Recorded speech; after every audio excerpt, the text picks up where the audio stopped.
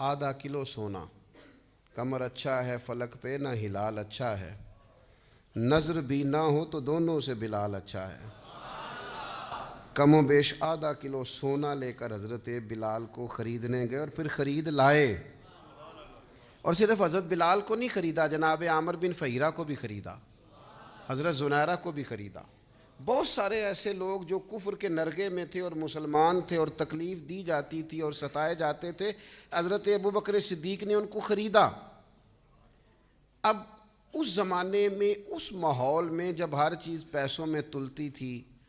لوگوں کے اندر اخلاص کا ڈھونڈنا اور اللہ کی رضا کے لیے کسی کی مدد کرنا یہ کچھ مشکل سا اور بے موسمہ سا پھل تھا، تو حضرت بلال کو اتنے مہنگے داموں میں سیدنا ابوبکر صدیق نے خرید لیا تو لوگ چیم گوئیاں کرنے لگے، کہنے لگے یہ ویسے عجیب بات ہے، یہ ویسے ہوتا نہیں، یعنی ایک بے موسمہ پھل آ جائے نا کسی جگہ بھی تو لوگ انوکھی انوکھی باتیں کرنے لگ جاتے ہیں، کہتے ہیں یار یہ عجیب بات ہے، یہ کیسے ہو گیا ہے، یہ کیسی انوکھی بات، یہ کیسے ممکن ہے، یہ ہو نہیں سکتا۔ یعنی سارے بندے جھوٹ بول رہے ہوں تو ایک سچ بولے تو انوکھا سا لگتا ہے ذرا۔